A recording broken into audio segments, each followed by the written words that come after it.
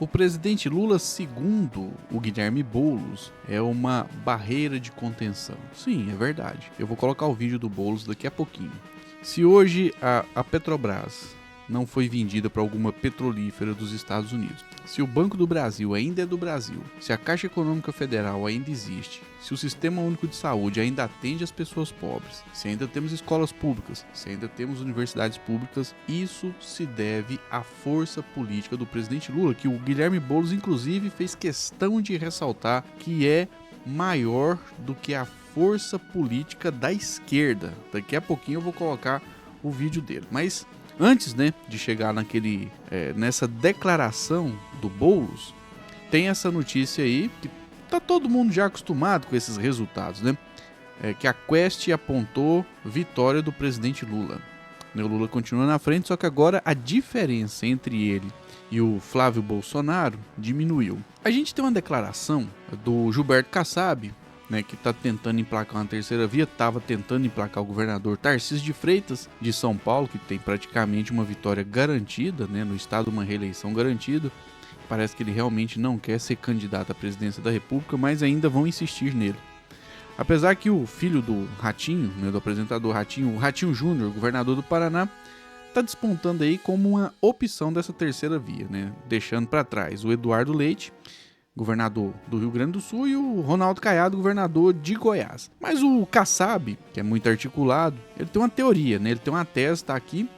Ele diz que existe uma rejeição brutal contra o presidente Lula e o senador Flávio Bolsonaro, que são os dois principais nomes. É a polarização, na verdade. Então, o Kassab minimizou esse resultado que mostra o fortalecimento do Flávio Bolsonaro enquanto oposição ao presidente Lula, até porque ele é filho do Bolsonaro. O filho está recebendo uma parcela expressiva de transferência dos votos do pai.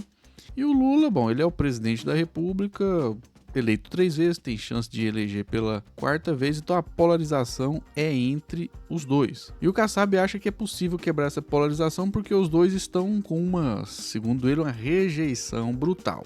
Mas é o que tudo indica, realmente, nós teremos uma eleição muito disputada, muito competitiva, um segundo turno. Tem que parar com essa bobagem de acreditar que o Lula vai vencer no primeiro turno. Pode acontecer, é claro, mas é muito difícil. Mas um segundo turno entre o Flávio Rachadinha, ele é conhecido como Flávio Rachadinha, e o presidente Lula. E tá aqui, então, esse resultado da pesquisa Quest, a gente desce aqui um pouquinho e vê que o Lula tá com 43% e o Flávio Bolsonaro com 38%. A diferença era de 10 pontos percentuais e agora caiu para 5. E vai ser apertado mesmo, sempre foi e sempre será. Só que, por exemplo, dá para discutir algo muito importante nessa eleição, que é a privatização do Bolsonaro, que vendeu, a distribuidora de gás, a distribuidora de combustíveis, e aí o preço baixou na Petrobras, baixou nas refinarias, mas essa queda nas bombas, nos postos de gasolina, não foi sentido porque as distribuidoras só querem saber de lucrar, Eu tô aqui com esse post do Humberto Costa, ele que é senador do PT de Pernambuco. Aí ele escreveu o seguinte, escandaloso, nos 3 anos do governo Lula, a Petrobras reduziu em 16,4% o valor da gasolina nas refinarias. No mesmo período, no entanto, o valor nas bombas dos postos de combustíveis subiu 37,1%. Levando os motoristas a passar a pagar de R$ 4,98 para R$ 6,33 em média por litro, ou seja, baixou na Petrobras, aumentou nos postos de combustíveis. Aí ele termina, O mercado que critica o governo é o mesmo que todo dia expolia o cidadão, uma vergonha. E por incrível que pareça, quem trouxe uma reflexão bem interessante sobre esse fato foi o ex-bolsonarista, o deputado federal Ottônio de Paula. Ele gravou um vídeo muito bom explicando o que está acontecendo. Vamos ver? Você já deve ter reparado que depois da mudança de política de preço feito no governo do Lula, as refinarias estão baixando o preço tanto do combustível quanto do gás. É importante levar em consideração um detalhe dito pelo Ottônio de Paula. O preço mudou porque mudou a política de preços. a atual política de preço da Petrobras fez o preço dos combustíveis cair nas refinarias que pertencem à Petrobras. Aí ele vai continuar falando aí, mas ele deixou bem claro, né? Foi uma mudança feita no governo Lula. No governo do Bolsonaro, manteve aquele PPI, né? Preço de paridade internacional, que fazia a gasolina ficar o olho da cara. Tá muito mais barato do que estaria se o presidente fosse o Bolsonaro. Se o Flávio Bolsonaro voltar, ele vai puxar o saco dos banqueiros, vai puxar o saco do mercado, ele vai acabar vendendo a Petrobras e vai fazer com que o preço dos combustíveis aumente aí no mínimo em relação ao que está agora, uns 50%. Agora, por que a gente não percebe isso? Por que esse preço mais baixo não chega até nós? Porque no governo Bolsonaro, o Paulo Guedes cometeu um verdadeiro assalto ao interesse do patrimônio nacional. Olha só que frase forte, né? O Paulo Guedes cometeu um verdadeiro assalto ao interesse do patrimônio nacional, né? Ele vendeu, com essa história de privatização, ele vendeu a BR Distribuidora por um preço bem abaixo do mercado e vendeu também a Liquigás. Bem, a BR Distribuidora era a distribuidora de combustível do Estado e a Liquigás do gás. Elas faziam uma espécie de regulação de mercado. Lembrando que quando estava, né, nas mãos do governo, quando era uma empresa estatal, tanto a BR Distribuidora quanto a Liquigás, o preço do gás era mais barato, o preço dos combustíveis era mais barato. E agora, por causa da privatização, ficou mais caro. Por isso, nós combatemos o neoliberalismo econômico, que pretende liquidar o Estado e entregar o Brasil nas mãos apenas das famílias ricas que vão expropriar os mais pobres. Vão tirar o pouquinho que cada pobre tem para deixá-los numa condição de semi-escravidão e assim esses muito ricos ficarem ainda mais ricos e os pobres cada vez mais pobres e a classe média ficar extremamente arrochada, sem dinheiro, apertada, endividada, ou seja, é um desastre. As privatizações de serviços essenciais, quando feitas aqui no Brasil, representam uma verdadeira tragédia para o nosso país. Por isso é muito importante que os agentes políticos, os militantes, as pessoas que são nacionalistas, seja de direita, seja de centro, seja de esquerda, se posicionem de maneira firme e corajosa contra as privatizações e que faça crescer também o debate da reestatização de empresas privatizadas. E nós precisamos fazer esse debate ganhar a simpatia popular para que seja possível, no mandato eletivo, que nós consigamos eleger alguém capaz de reestatizar, por exemplo, a Vale do Rio Doce, as companhias energéticas que foram privatizadas, as companhias de saneamento e tratamento de água.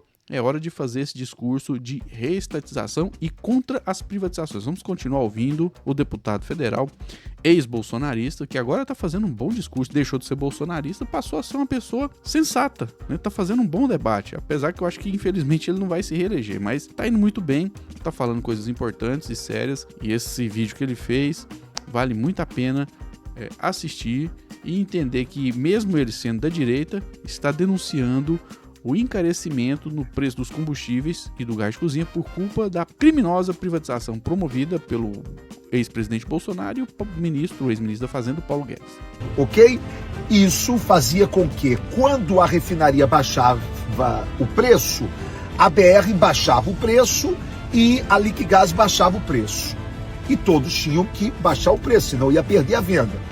Sem a BR Distribuidora e sem a Liquigás, porque foram vendidas no governo Bolsonaro por essa bagatela, agora nós ficamos reféns do mercado privado. E o mercado privado quer ganhar dinheiro, principalmente quando vai ganhar dinheiro no mercado que não tem como ter concorrência. Que não quer perder dinheiro, que só quer lucro, lucro, lucro, lucro. É por isso que, mesmo com a refinaria baixando o preço, quem ganha é sempre a distribuidora, que não repassa o preço para nós consumidores. É isso. Então todos nós estamos reféns agora do mercado privado. É por isso que nem toda privatização ela é de interesse do povo. Bem falado, é isso mesmo. nem toda privatização é de interesse do povo, é sempre o interesse daquele grande empresário, daquele grupo que vai lucrar muito dinheiro às custas do sofrimento e da carestia no bolso da maioria da população. Agora vamos ver aqui, relembrar, né, o saudoso Enéas Carneiro, que era um cara meio de extrema direita, mas que ele era muito inteligente e fazia um bom debate. Olha o que ele falava sobre as privatizações, vamos lá. Para que servem as privatizações? Privatizações são negociatas que servem para transferir o formidável patrimônio público para uma minoria privilegiada de representantes legítimos do sistema financeiro internacional. E ainda são pagas com papéis públicos que estavam altamente desvalorizados. É um verdadeiro assalto à nação, feito às claras e com a imprensa toda batendo palmas. É uma verdadeira expropriação da população. Ele tem toda a razão. Essas privatizações são negociatas, que sugam o patrimônio nacional, acabam com a indústria brasileira, acabam com os bons empregos no Brasil, para que uma meia dúzia de pessoas possam encher seus bolsos de dinheiro, esvaziando o bolso da maioria da população. Traduzindo e resumindo, quando privatiza, fica pior e mais caro. Privatizou a energia, fica pior a distribuição de energia e mais cara. Privatizou a água, as pessoas bebem água suja, quer dizer, não bebe, nem tem como beber, né? E fica mais caro. Privatizar o hospital, a ida ao hospital fica mais difícil, porque tem que pagar, fica mais caro, ou fica mais precário, porque a empresa privada, a organização social, que diz que não tem, isso assim, as privatizações de hospitais, né, que diz que não tem objetivo de ter lucro, vai lá e começa a cortar despesas e não atende a quantidade de pessoas que poderia atender se estivesse nas mãos 100% do Estado. Privatização de escolas, desastre absoluto, professores humilhados, sobrecarregados, sucateados e erros, né, nas aulas, falta de qualidade no ensino. Essa é a realidade no ICRU. O que é estatal tem que ser gerido pelo Estado. O que é privado, tipo supermercado, indústria, prestação de serviços, aí é realmente pela iniciativa privada. Mas esses serviços básicos têm que estar nas mãos do Estado, porque o Estado, os políticos estão criticados, e com razão, tem que criticar mesmo, tem que atacar mesmo, mas eles têm que prestar contas para as pessoas, né? Essas empresas privadas, eles se escondem, né, em bunkers extremamente protegidos, ninguém chega perto deles porque a proteção que é dada a eles, inclusive a proteção do Estado, a polícia tem que acabar protegendo eles nessa vez, né? Contradição, o Estado protege a integridade deles, eles expropriam as pessoas. E esse debate tem um enorme potencial de entrar na disputa, né? De entrar nessa polarização, falar, o Flávio Bolsonaro quer vender as empresas estatais e privatizar tudo, reduzir o Estado, diminuir a assistência aos que precisam, e o presidente Lula quer manter as estatais e continuar dando assistência via Estado aos que precisam. Então, falando nisso, vamos ouvir aqui a declaração do Guilherme Boulos sobre o Lula, que ele é uma barreira de contenção e é maior do que a esquerda. Vamos lá. O Lula é a barreira de contenção que existe neste país para evitar o fascismo e a recolonização. Ah, mas por que o Lula? O lulismo, enquanto uma base social que vota no Lula, é maior do que a esquerda. Porque tem muita gente, inclusive, que é convicto de direita e vota no presidente Lula. O Lula traz algo que é muito importante e necessário, que é a estabilidade política. Sim, isso é extremamente importante, tanto é que a Bolsa está batendo recorde aí de valorização, está vindo muitos investimentos para o nosso país, investimentos externos, e a economia vai, né, indo. Não está essa crise que muitos bolsonaristas dizem que nós estamos vivendo. Não é uma grande maravilha, como alguns petistas dizem, mas não é uma terra arrasada. O Brasil está girando, as coisas estão acontecendo. Existe o potencial de melhorar ainda mais. Só que se entra um governo mais à direita, tipo o que for o Bolsonaro, o que for o Temer, aí é esmagamento da sociedade, da população. Eles já entram aumentando o preço dos itens básicos. Só lembrar, no governo Temer disparou o preço dos combustíveis. No governo Bolsonaro disparou o preço dos alimentos. E os salários não acompanharam a necessidade de consumo dos trabalhadores. O salário mínimo, inclusive, não valorizou nada. Nem no governo do Temer, nem no governo do Bolsonaro.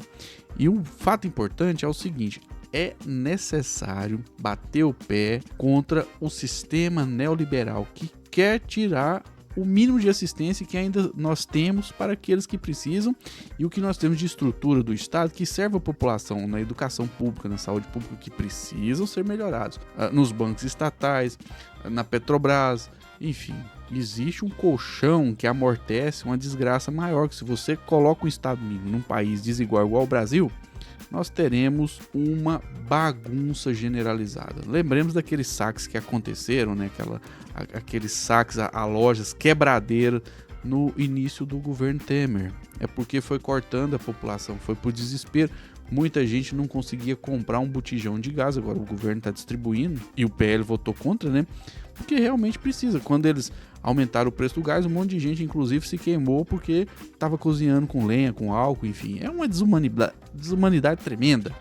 Então é preciso retomar o debate de assistência aos seres humanos. É isso que vai fazer com que as mentes e os corações que ainda não foram conquistados pela esquerda que tem viabilidade política, que é preciso levar esse debate adiante para que essas mentes e esses corações entendam de uma vez por todas que setores da direita neoliberal não gostam deles e querem ver eles numa situação de semi-escravidão. Continuando aí, ouvindo o Guilherme Boulos. Uma base social de esquerda. O Lula é a única liderança política nesse país que teve condições da gente derrotar o Bolsonaro e evitar algo pior, e tem condições de derrotar a extrema-direita novamente. Esse é momento de unidade máxima da esquerda para conseguir derrotar o Trump, que vai, não tenha dúvida que... Só que o Trump tá amiguinho do presidente Lula, né, o Boulos? Pelo menos por enquanto. As big techs norte-americanas vão atuar nas eleições do Brasil. Big Techs, redes sociais. Eu tô usando uma aqui agora. Vamos entender uma coisa. Tudo bem que tem os algoritmos, eles têm a preferência política deles, mais à direita, mais à extrema direita. Só que o algoritmo, ele precisa de uma coisa, que é pessoas. Pessoas vendo, assistindo, curtindo e compartilhando. A esquerda tem que levar a sério a produção de conteúdo. Mas conteúdos que as pessoas olhem e falem, isso aí faz sentido, é assim mesmo, eu gosto disso, tem que ser uma coisa do gosto popular, porque o presidente Lula ainda sobrevive politicamente, porque o discurso dele se conecta com a população, e uma parcela da esquerda não fala coisa com coisa, eles falam as palavras meio difíceis, incompreensíveis, e aí acaba que a população não dá muita bola, pô, né? Então tem que melhorar o debate e melhorar a atuação nas redes. Já melhorou bastante, mas tá longe do ideal, e inclusive também dá uma remunerada, né, aos influenciadores, aos produtores de conteúdo que acabam defendendo o projeto da esquerda e ajudando a eleger deputados, eleger senadores, e que às vezes são deixados de lado e esquecidos. Eu vi gente, inclusive, do Brasil 247 reclamar do pouco caso de membros do governo, gente que eles ajudaram no momento em que ninguém queria falar com eles. Aí vira as costas e fica complicado, fica difícil, né? Mas vamos continuar vendo e ouvindo o Guilherme Boulos. Para fortalecer a extrema-direita. Não tenho dúvida que o projeto deles é neocolonial, de entregar, destruir um projeto de desenvolvimento do Brasil e as conquistas populares que esse país teve. Por isso, do meu ponto de vista, cara, eu acho que a gente tem, nesse momento, uma oportunidade histórica para o Brasil, uma encruzilhada, um risco à nossa soberania, uma extrema-direita que ainda é forte e que... Bem lembrado, é forte, vai dar Lula versus Flávio Bolsonaro. O Flávio Bolsonaro vai ter uma votação muito expressiva. A chance do Lula ganhar é maior, mas esse Flávio Bolsonaro vai dar muito trabalho. Então vai ter que fazer campanha e convencer as pessoas a votarem novamente no presidente Lula. O ideal seria fazer também uma transferência de votos para as casas legislativas, né? Eleger deputados e senadores, mas o PT deixou passar o tempo, não teve uma estratégia acertado no sentido de aumentar a bancada, e ao que tudo indica, o Centrão vai dominar as duas casas do Congresso Nacional e as Assembleias Legislativas de todo o Brasil, por falta de empenho, infelizmente, com a estrutura que tem, do Partido dos Trabalhadores, que é um partido que, de fato, com todos os defeitos e contradições, ainda defende a população, é contra o neoliberalismo, é contra as privatizações, mas poderia ter tido uma estratégia de aumentar o tamanho de suas bancadas. Neste momento histórico, o Lula é quem tem condições de liderar e, lógico, a esquerda tem que fazer suas lições de casa. Na formulação política, que eu acho que é essencial, na elaboração do seu projeto, mas também no trabalho de base. Não é só gogó, tem que fazer a sua lição de casa na disputa do dia a dia. Trabalho de base não é só gogó, tem que entregar também casa popular, reformar a praça, asfaltar ruas que não tem asfalto, levar a rede de esgoto, tentar baratear o preço dos itens básicos, da energia, da água, da internet.